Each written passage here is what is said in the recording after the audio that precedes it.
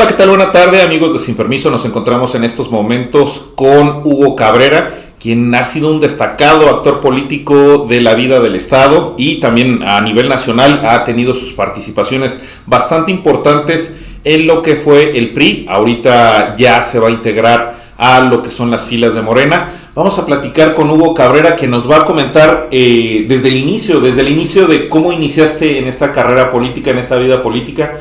¿En qué tiempo, aunque se note un poquito que ya tenemos un poquito más de tablas, en qué año inicias tu vida política?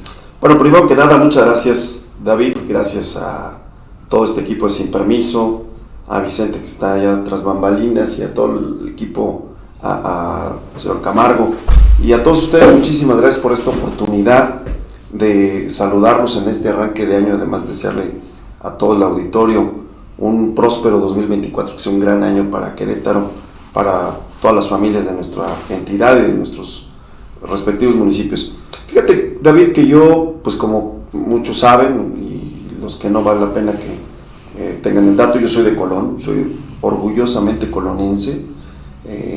Allá empieza mi vida, empieza mi origen, particularmente por mi padre, en paz descanse, que él era colonense, además de familias de 100 años, ahora que acabamos, por cierto, de conmemorar los 100 años de municipio libre.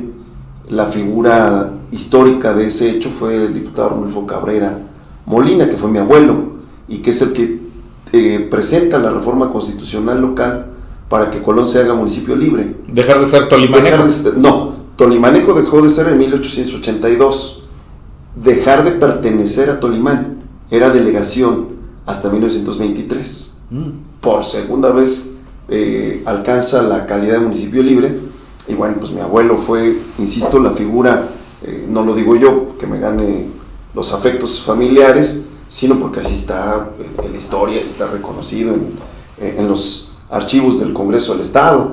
Entonces, la familia viene desde hace 100 años, más de 100 años en Colón. Y bueno, me siento orgullosamente colonense. Como siempre lo he dicho, soy egresado de las escuelas públicas de Colón, la Leona Vicario, la primaria, donde por cierto mi padre fue director durante muchas décadas, y la secundaria técnica número 7 de Colón, de donde soy egresado de la tercera generación. Cuando termino la secundaria no había opción en Colón. Las posibilidades eran venirse a Querétaro, San Juan del Río, Ezequiel Montes, para continuar los estudios. ¿Y elegiste otra escuela pública? Me vine yo a Querétaro, hubo oportunidad de venir en ese momento al Instituto Queretano San Javier, ahí con esfuerzo de la familia y pues, tratando de no quedar mal, y sacamos la prepa y luego ya la Facultad de Derecho en la Universidad Autónoma de Querétaro, efectivamente. Y digo esto porque precisamente en la secundaria técnica número 7 arranco la actividad pública, política. Ahí yo creo que cuando me han preguntado esto, y te agradezco porque a veces este tipo de entrevistas más hacia la persona pues permiten dar a conocer cosas que a lo mejor pues, muchos ignoran. Yo creo que dos fuentes de inspiración fue, por un lado, mi padre, con un gran compromiso de servicio en el municipio, con la vocación de servicio a la comunidad por su formación docente, y un maestro de ciencias sociales que fue alguien que me dejó marcado en ese interés por lo público, el maestro que además con apellidos muy sugerentes, el maestro Cesario Reyes Armas, fue maestro de ciencias sociales, y él incluso nos incitaba a participar. Era la época del movimiento en Nicaragua, de Somoza y de algunos movimientos en Centroamérica, hacia la izquierda precisamente, y logro ser el presidente de la Asociación de Alumnos de la Secundaria. ¿En qué año? Por determinación de mis compañeros. ¿De la secundaria? De la secundaria, 78, 1978. Terminó en el 79, pero en octubre del 78 me eligen, y ahí empieza el primer contacto con la vida política. Con la vida política, porque me invitan a participar a nombre de los jóvenes de Colón, no solo de la secundaria, sino los jóvenes de Colón, para que hablara con el entonces candidato a gobernador de Querétaro en 2 ocasiones. Primero una entrevista aquí, que ahora entiendo los tiempos políticos, pues era la precampaña del gobernador, del precandidato Rafael Camacho Guzmán, y luego ya en un evento masivo, que por cierto está ahí señalado en los periódicos del momento, en la plaza pública frente a la presidencia municipal. Ahí me dan el uso de la voz a los distintos sectores y yo hablo de nuevo a nombre de los jóvenes, y el punto toral de la intervención fue la solicitud de un bachillerato para Colón, bachillerato que llega un año después de que el gobernador toma protesta aquí en Querétaro. Yo ya estaba acá en Querétaro porque pues, yo terminaba la educación secundaria y pues la idea era no perder, como gracias a Dios, desde primer primaria hasta quinto derecho, me fui de un solo jalo, ¿no? Y nada más en estos antecedentes, también comentarles que para mí fue muy significativo, y yo creo que fue parte de lo que mis compañeros, mis pares, porque ellos decidieron una asamblea a mano alzada, que fuera yo el presidente de la Sociedad de Alumnos. Había yo ganado algunos concursos de declamación, de oratoria, en la secundaria a nivel regional, a nivel estatal, de secundarias técnicas, en fin. Entonces por ahí empezó, vino la invitación, una vez que estaba yo participando ya en estas actividades muy juveniles, vino la invitación del PRI en Colón, una época que los politólogos reconocen como el PRI hegemónico, el PRI que ganaba todas las elecciones, y me empiezo ahí a Pero esto ya estaba en la carrera, me imagino. No, ¿Desde juvenil? Sí, claro, sí. Desde la secundaria, aquí incluso yo iba y venía diario de Querétaro, Colón, Querétaro, en camioncito, flecha azul, flecha amarilla, que eran las líneas que entraban a Colón. Por cierto, muy pocos corridas que entraban y salían a la cabecera municipal.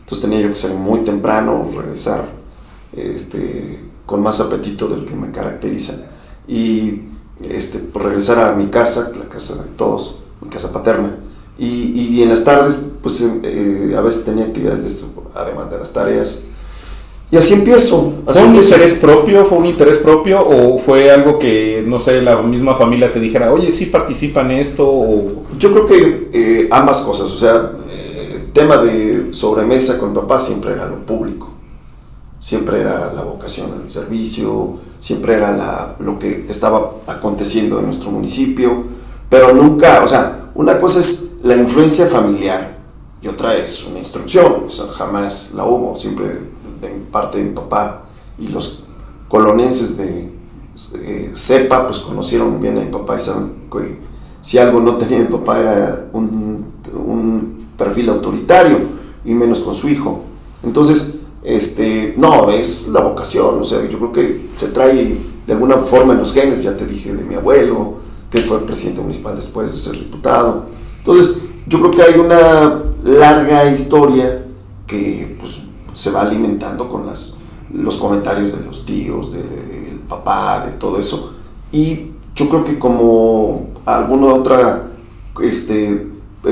actividad, no sé, sin que esto suene mal, pero alguien que destaca desde niño con habilidades artísticas o deportivas, porque a lo mejor además de la influencia pues trae ciertas habilidades, yo sí lo veo, pero sobre todo la vocación de servicio, porque yo empiezo con campañas de reforestación, campañas de recolección de ropa para época de invierno, que en la parte alta de Colón pega duro los fríos hacia Zamorano para arriba. Zamorano. Exactamente, entonces empezamos con eso, con algunos eventos del 14 de febrero, Día de Muertos, los altares, en fin, empezamos con actividades que interesaban a los jóvenes, ¿no? Entonces, yo aquí aprovecho para decir algo que hoy que estoy participando, y aclaro una cosa, estimado David, yo no me he afiliado a Morena, yo estoy participando en el proceso interno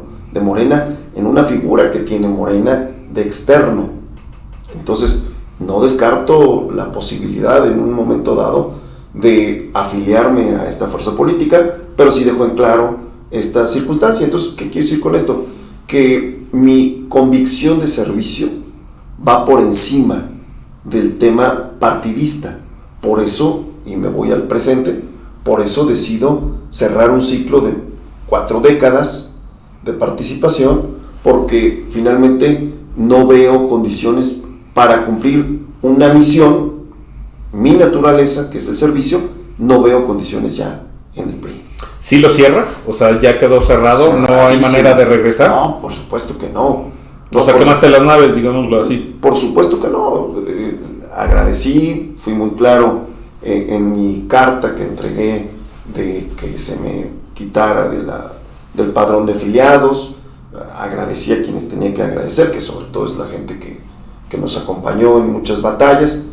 No estoy de acuerdo con la nomenclatura del PRI, con las dirigencias estatal y nacional. No estoy de acuerdo en el modus operandi, en el extravío ideológico, en la forma en que se está conduciendo un partido que se está reduciendo a la nada y que además haciendo coaliciones contra natura, porque si algo aprendí en el PRI, que en donde yo empecé a participar, pues era de que la oposición a nosotros, no enemigos, pero la oposición a nosotros era el Partido de Acción Nacional.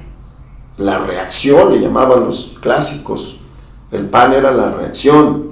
Entonces, me parece a mí que hoy muestra de ello, y si quieres volvemos a hablar de la historia, pero del presente, un síntoma clarísimo que hay es el hecho de que no hay candidato del PRI a la presidencia de la República ni a la jefatura de gobierno de la Ciudad de México. Las dos posiciones más importantes que están en juego en este 2024, el PRI, por primera vez en la historia del Partido Nacional Revolucionario, la Revolución Mexicana y del PRI, es incapaz de presentar una opción al electorado. ¿Tú también lo ves diluido aquí en el estado de Querétaro, al PRI? Prácticamente en vías de extinción. Los números nos van a dar la razón el 3 de junio.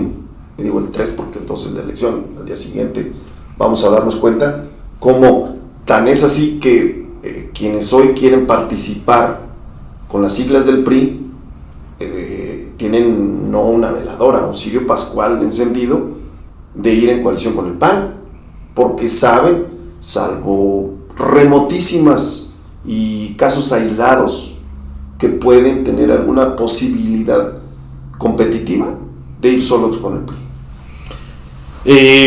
Regresando un poquito al tema que teníamos originalmente de la historia, o bueno, de tu historia personal, tú fuiste el alcalde más joven de Colón y hasta donde no tengo entendido, creo que del estado, ¿no? No, del estado sí ha habido gente muy joven y brillante. ¿Qué edad tenías cuando fuiste alcalde en Colón? Yo gané la candidatura porque fue consulta a la base, que ahí también es otro capítulo bien interesante porque podría, y a lo mejor suena como a corrido, 8 veces a mí me dijeron no vas.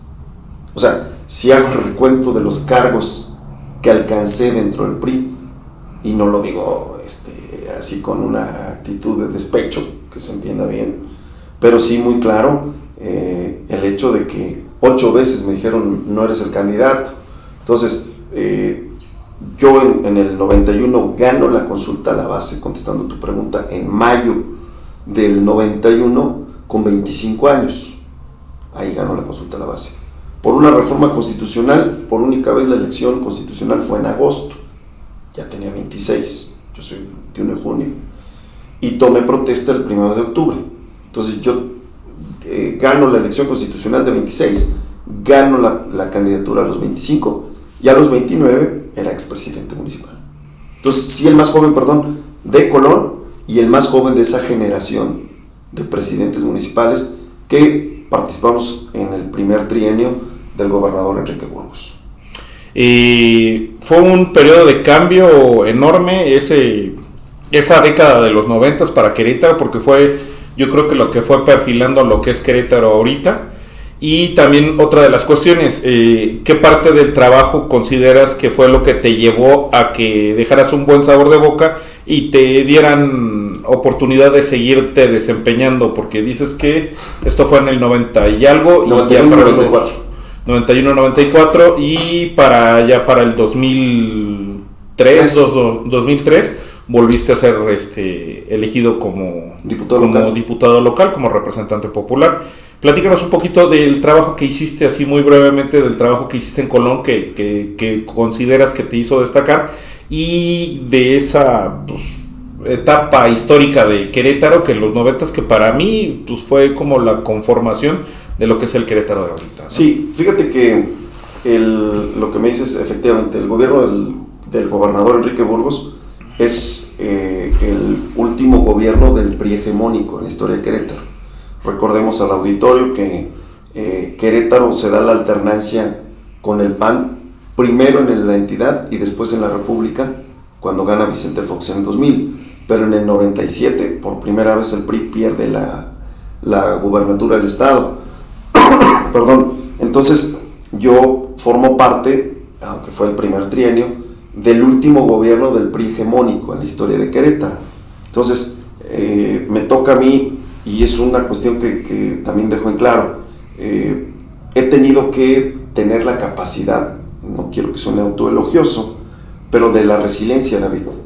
Si no fuera yo resiliente, pues no estaría aquí. Porque muchos, tengo que decirlo, y creo que conozco muchos amigos que además les tengo un gran respeto y un gran aprecio, pero se quedaron en el pasado. Un pasado que no tiene presente ni mucho menos futuro, sinceramente. Entonces, me toca a mí ser el presidente municipal, como decíamos, más joven.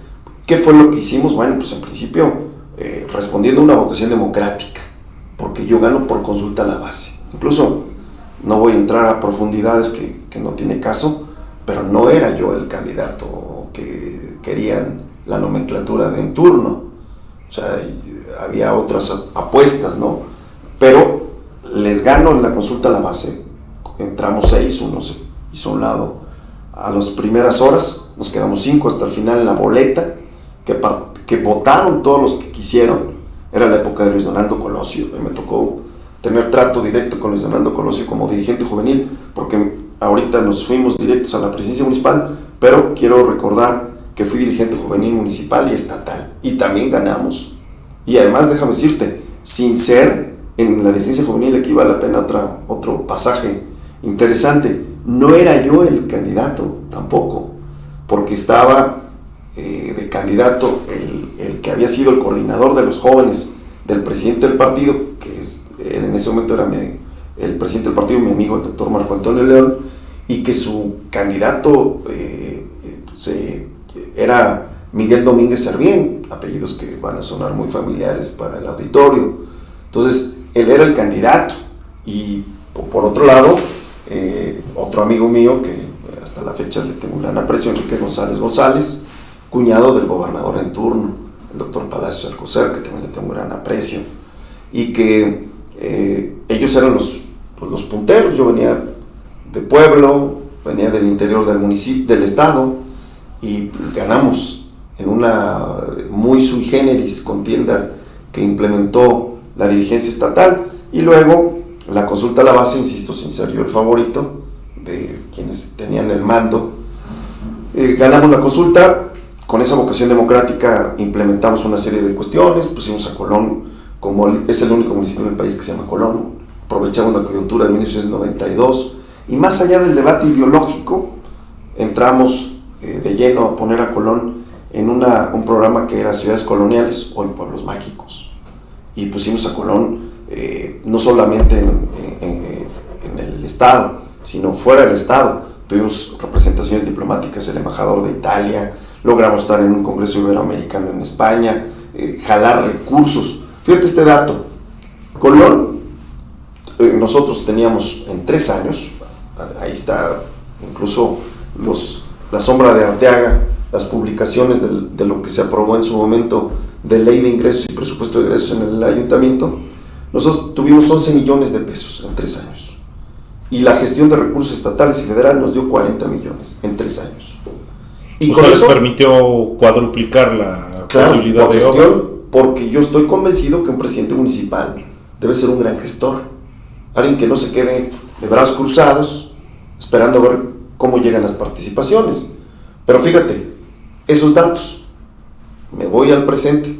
Hoy Colón tiene un presupuesto de 490 millones, lo aprobado para este ejercicio fiscal que va arrancando. Bueno, me regreso al pasado. Con esos recursos se hicieron más de 10 canchas de usos múltiples. En menos de 3 años hicimos 80 kilómetros de empedrado, números redondos. Se rehabilitaron todas las escuelas hasta por 2 veces, desde preescolar hasta el centro de bachillerato agropecuario. Se hizo la unidad deportiva, una primera etapa de Ajuchitlán. Se lograron jalar recursos para un programa de dignificación urbana en el barrio de Tepetate, en Colón, en Ajuchitlán, delegación de Ajuchitlán, delegación de Esperanza. Por primera vez abrimos la elección democrática de las autoridades auxiliares. Antes era... ¿Las delegaciones? Sí, claro. Y abrimos una delegación nueva, que es Peña Colorada. Pero antes, apegado a la ley orgánica municipal... Todo era directamente por dedazo del presidente. Del ayuntamiento, vamos, a propuesta del presidente y avalado por el cabildo, por los integrantes del cuerpo colegiado. Entonces, fuimos los primeros que abrimos a la votación directa de la gente. Ahora ya no hubo reversa. Y cuando ha habido algún intento, la gente misma reclama esa posibilidad, ¿no? de que sean ellos quienes elijan a sus autoridades auxiliares. Pusimos también... veníamos de un asunto muy complicado con la fiesta de Soriano, que tú sabes y lo sabe el auditorio, es el centro religioso católico más importante del estado y de 14 municipios del norte de Guanajuato, la diócesis de Querétaro. Y veníamos de o el país había sufrido en ese momento, cuando yo estaba haciendo campaña, un asunto de una estampida humana en Chalma. Entonces, había un cuello de botella en la entrada de Colón por donde pasaban camiones, peregrinaciones, se ponían puestos. Entonces hicimos un ejercicio inédito, democrático. ¿De reordenamiento? Sí, pero con una consulta ciudadana, de a de veras, donde la gente tuvo la oportunidad de opinar dónde poníamos una cosa. Por primera vez hubo sanitarios portátiles. Imagínate nada más, dejo a la imaginación del auditorio qué pasaba antes de que hubiera sanitarios portátiles en una concentración humana de ese tamaño. Entonces, y podría decir otras cuestiones. Entonces, yo creo que, volviendo a tu comentario, me parece que algo se debió haber hecho que la gente aceptó, ¿no? O que, no obstante, como siempre hay detractores y hay, utilizando un término hoy muy sobado, politiquería en torno al trabajo del presidente municipal. Pero en el 2003, sin omitir que en el 94, 97 y 2000 son 3 de las fechas que no me dejaron ser diputado local. ¿Por qué llegó en 2003? Porque hubo otra vez consulta a la base, David. Hubo consulta a la base, por primera vez para diputado local, y volvimos a ganar.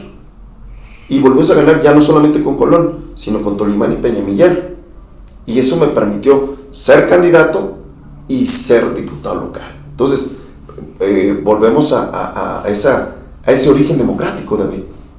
Ahorita vamos a hacer una pausa, vamos a terminar con esta primera parte de la entrevista. Esta va a ser una entrevista de 3 partes, en la segunda parte les comentaremos un poquito más de la historia y con esta terminamos la entrevista por el día de hoy y vamos a darle continuidad en la siguiente parte que podrán ver ustedes el día de mañana.